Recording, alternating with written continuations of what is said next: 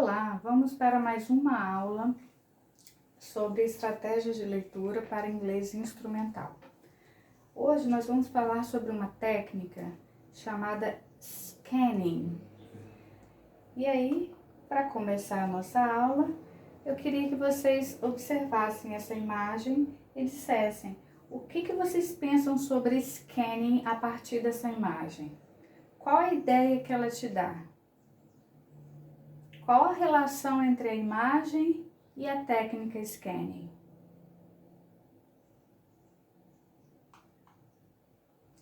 É isso mesmo. O scanning, a gente vai falar melhor um pouquinho, daqui a pouquinho, mas ele vai te ajudar. O que nós vamos fazer nessa aula de hoje? Daqui a pouquinho nós vamos discutir mais sobre essa imagem, mas a partir da técnica scanning, nessa aula de hoje nós vamos obter informações rápidas do texto, identificar o propósito do texto, utilizar recursos de layout do texto para obter informações rápidas. O que acontece? Todos os recursos que o texto lhe fornecer, nós vamos utilizá-los para poder entender, tirar informações rápidas do texto. Na aula anterior a gente falou sobre skimming, que é você tirar uma informação, tirar o assunto geral do texto. Nesse aqui, a gente também vai falar sobre o assunto geral do texto. Com essa técnica, a gente também consegue tirar essa informação. Vamos ver? O que é scanning? Scanning é uma técnica de leitura em que o leitor obtém informações do texto sem precisar ler palavra por palavra. Ela é uma leitura, uma rápida visualização do texto, buscando informações específicas. Vamos lá. Primeira coisa que nós vamos falar sobre a técnica scanning são os recursos de layout.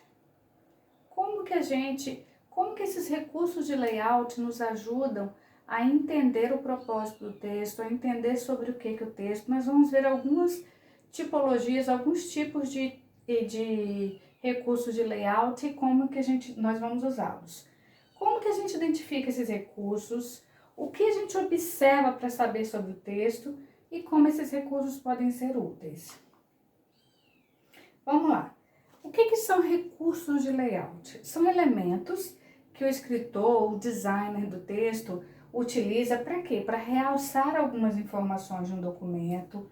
É a forma como o documento está disposto para você, como o texto está disposto para você. Por exemplo, é um panfleto, ou é uma receita, ou um artigo, ou uma propaganda. Pelo recurso de layout, só de cara você já sabe que tipo de texto é esse. E aí a gente vai estudar algumas técnicas também sobre o propósito de cada uma, que o texto, uma receita, qual a função da receita? Te dá quais os ingredientes e o modo de fazer de uma comida. Um panfleto, uma propaganda, é uma informação sobre alguma coisa. Então, de cara, já olhando o layout, você já entende a função desse texto. Vamos lá. O que são recursos de layout? Por exemplo, se você pegar em um texto alguma frase, alguma palavra em itálico, o que você entende dali? Que pode ser um nome científico. Quando está em negrito, é alguma coisa que eles querem destacar para você dizer que essa informação é importante. O texto grande, um headline, um título, subtítulo é o texto menor. Quando está destacado, quando está colorido, quer dizer que pode ser um texto mais animado, algum texto que seja para público infantil, alguma coisa assim. Então, os recursos de layout, a primeira coisa que você tem que fazer é dar aquela olhada rápido e começar a levantar hipóteses, levantar ideias sobre o que o texto vai ser. Mais recursos de layout, por exemplo, quando o texto está em tópicos. Tópicos, você quer dizer que cada tópico vai ter uma informação sobre o assunto geral do texto. Glossário, o glossário, tem algumas palavras que a gente vai precisar entender. Que tipo de palavras são essas? Por que essas palavras estão no glossário fornecidas para a gente? É um texto em inglês, então vou precisar do glossário, ou até o glossário mesmo na nossa própria língua nativa. Gráficos, temos também esse recurso dos gráficos. Se está dando gráfico, você já começa a entender. É um texto que vai trazer algum tipo de pesquisa, algum tipo de análise, de pesquisa de campo, alguma coisa nesse sentido. Porcentagem de alguma coisa, tabela, quando você quer dividir assuntos para ficar mais bem dividido, quantidade de pessoas, diagramas também, e linha do tempo. Uma linha do tempo, ele traz o que pra gente? Acontecimentos. Então, com certeza, quando você vira uma linha do tempo, você vai entender que tem alguma questão cronológica nesse texto. Aí você começa a pensar, por que que tem uma cronologia, uma certa, pode ser uma narração, por que que essa cronologia está aqui? Outro recurso de layout que a gente tem são índices. Você pode ver, se esse texto aqui possui um índice, que tipo de texto possui índice? Que tipo de texto precisa que eu me guie para poder saber onde está cada coisa? E aí, pelo próprio índice também, você dá uma analisada, vê quais os tópicos daquele índice, que também são muito importantes. Imagens e legendas. Bateu o olho no texto, viu uma imagem, dá uma olhada na legenda, a imagem com certeza tem relação com o assunto do texto. Mapas. Que tipo de texto se coloca mapa? Como? Qual a intenção do autor para colocar um mapa? Por isso que eu volto aqui e começo a analisar com vocês. A partir desses recursos de layout, você vai ter que pensar, por que esse texto foi escrito? Ele tem um propósito pelo qual ele foi escrito. E pelo layout a gente pode começar a fazer as nossas deduções, levantar hipóteses sobre como ou por que aquele texto foi escrito, sobre qual assunto ele vai ser. E o recurso de layout eles podem me fazer entender bem mais rápido o que eu acabei de falar para vocês. O título do texto, ele pode me informar bem diretamente. Daí a gente vai começar a analisar marcas tipográficas do texto, tipo palavras cognatas, que é um outro assunto de uma outra aula, falsos cognatos, uma amplitude de vocabulário para vocês, para a partir daí vocês conseguirem identificar palavras no título e a partir daí conseguir saber, porque o título ele te dá todas as informações sobre o que o texto vai falar. Subtítulos vai poder ajudar sobre o que cada parágrafo está sendo falado. Você tem um texto lá que vai te dizer sobre casa. Minha casa é bonita, por exemplo. Bem simples um título. Aí o subtítulo, meu quarto. Você já entende que naquele parágrafo vai falar sobre o quarto. A sala de estar, vai falar sobre a sala de estar. Então esses subtítulos, eles ajudam você a entender o que cada parágrafo vai ser falado. E, por último, eu já até comecei a falar, são as palavras-chave. O que são as palavras-chave? Como eu te falei, são os falsos cognatos, os cognatos, que é um outro assunto que a gente vai estudar, prefixos, sufixos, palavras que vocês conhecem que já são comuns, que você conhece que já são comuns no nosso idioma nativo. Vamos lá. Agora, o que você tem que fazer quando você pega um texto? Primeiro, você não pode se descabelar, pedir socorro porque eu não estou entendendo nada. Primeira coisa que você tem que fazer é você ir lá e analisar a pergunta. Porque se você vai fazer uma prova de proficiência, com certeza serão perguntas pertinentes a um texto e aí você vai direto na pergunta. Você olha a pergunta antes de ler o texto. Depois você passa o olho no texto, dá uma olhada no layout. E o mais importante, que foi o que a gente estava falando sobre conhecimento do vocabulário, um outro conhecimento também é o conhecimento de mundo.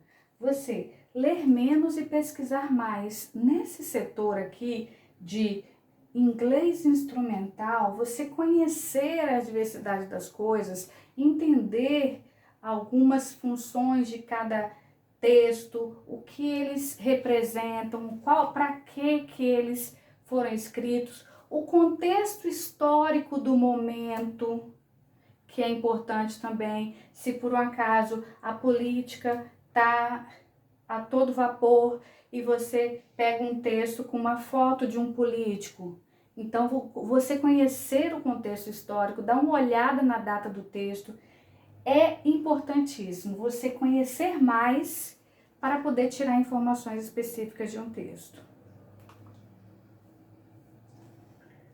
Dicas para vocês. Deixar o hábito de ler palavra por palavra é muito importante, porque você gasta muito tempo e às vezes vocês agarram em uma palavra que não será relevante para aquele texto. Usar o seu conhecimento prévio sobre o assunto, que foi o que a gente falou sobre pesquisar mais e ler menos. Eu não estou dizendo aqui que você não deve ser um leitor, você deve sim ser um leitor, mas no sentido de interpretar um texto, você conhecer as coisas, e eu acredito até que você conhece as coisas lendo muito. O que eu quero dizer, naquele momento específico, daquele texto específico, o ler menos e conhecer mais será muito mais importante.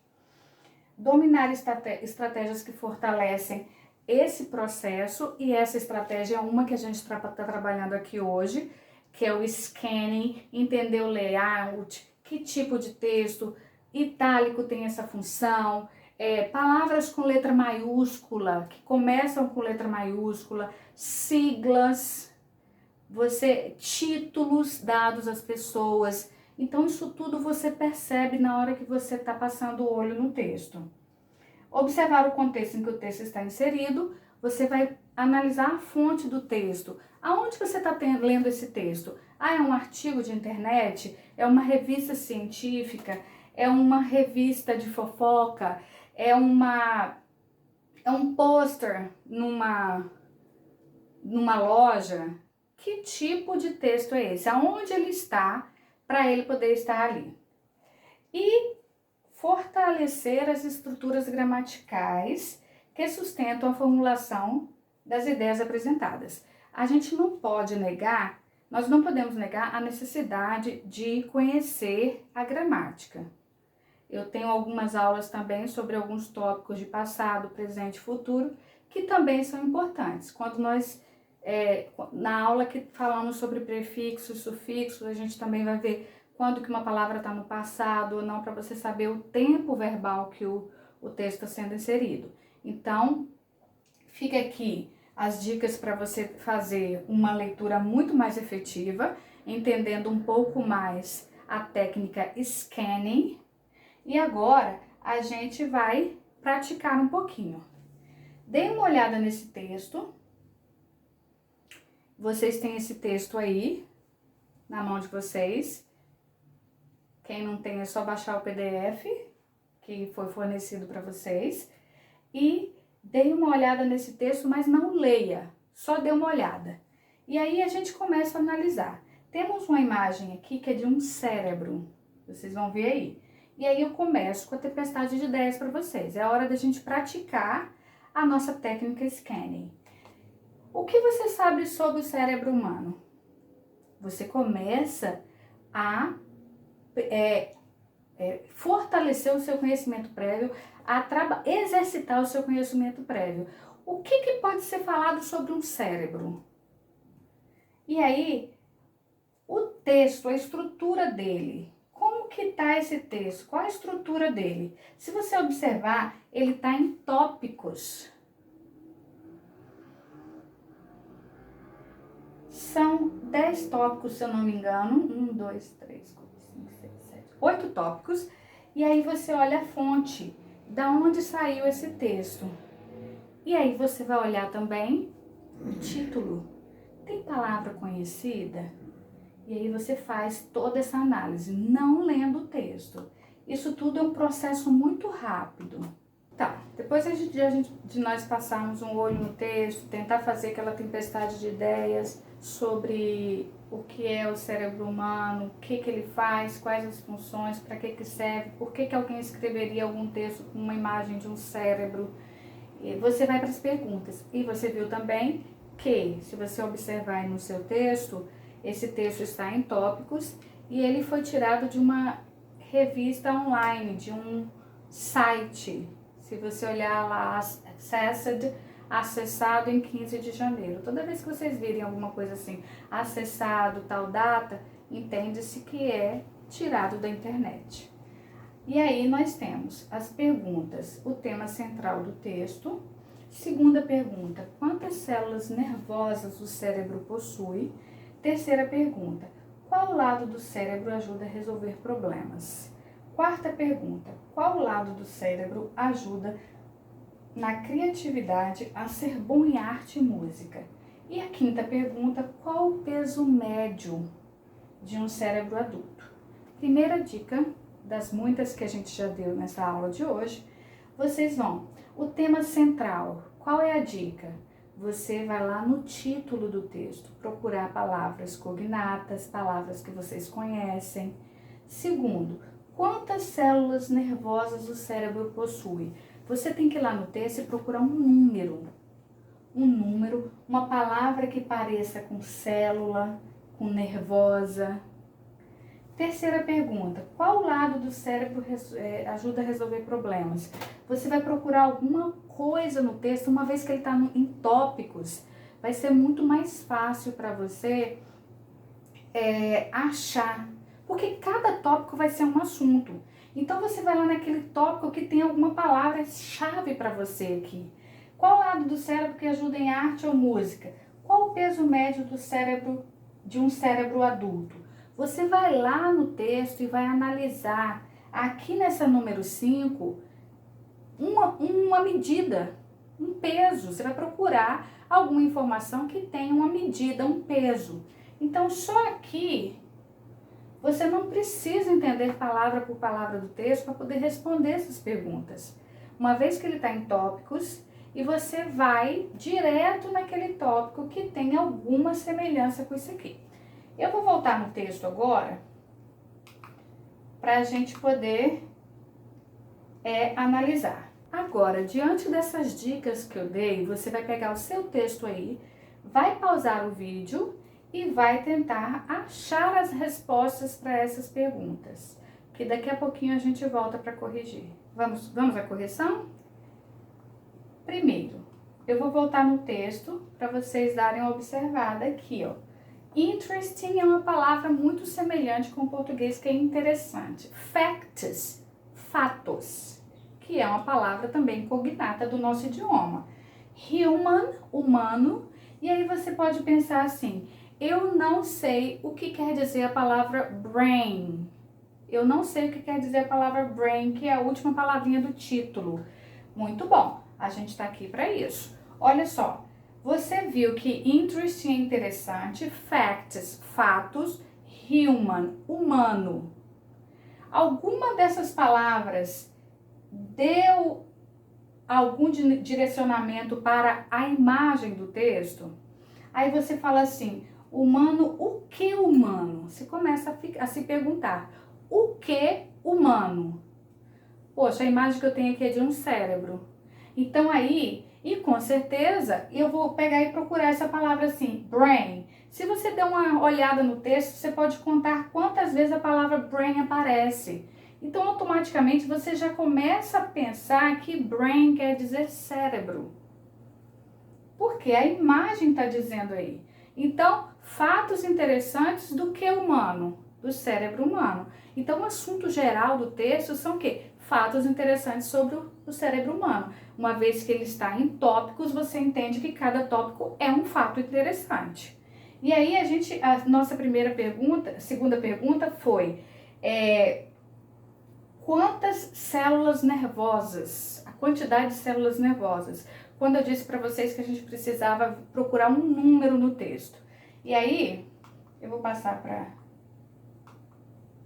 essa parte do texto aqui.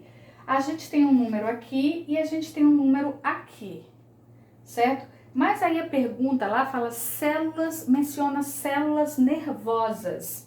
Daí eu começo a procurar. Essa aqui tem escrito célula, mas essa aqui é que tem nerve cells. Então, células nervosas. E qual a quantidade? 100 billion, 100 bilhões. Então, nós achamos, sem precisar ler o texto, a resposta do número 2. vamos revisar. Qual o tema central do texto? A gente já resolveu. Quantas células nervosas o cérebro possui também a gente já encontrou. E a terceira pergunta, qual lado do cérebro ajuda a resolver problemas? E a quarta, arte, qual lado do cérebro ajuda na criatividade e ser bom em arte e música? Então a gente volta para o texto e começa a procurar alguma palavra que tenha relação com resolver problemas, arte, música. E aí a gente encontra exatamente aqui, ó. Problem solving, problema, é um cognato, solução de problemas. E aí a gente pega esse trecho, lê só ele e fica procurando seu cérebro, left side. Aí você vai ter que levar em consideração algum conhecimento de palavras em inglês, porque a gente entende que left é esquerdo e right é direito. Daí, isso são palavras básicas do inglês que você realmente precisa conhecê-las. Por isso, é que cada aula a gente dá um número significativo de palavras para vocês começarem a sistematizá-las.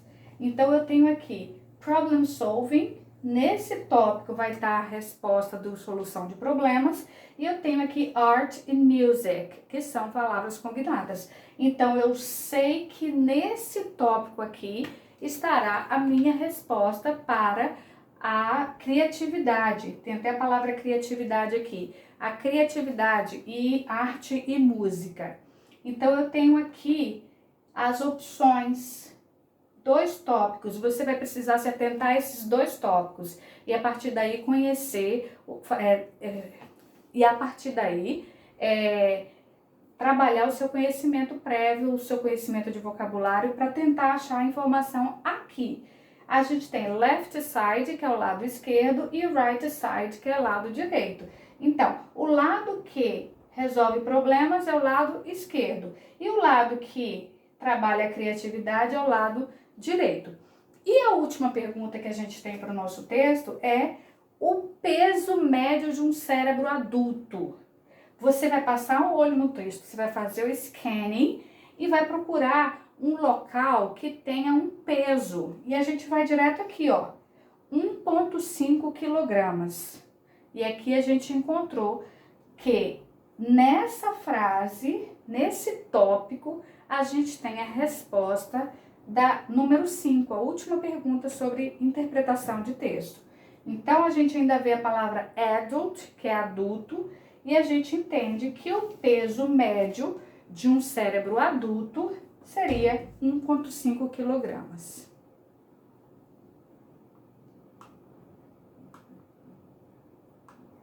E concluindo, eu gostaria de reafirmar para vocês que a técnica scanning é um processo que é muito útil para você encontrar informações específicas, como data, peso, endereço, respostas para determinadas perguntas.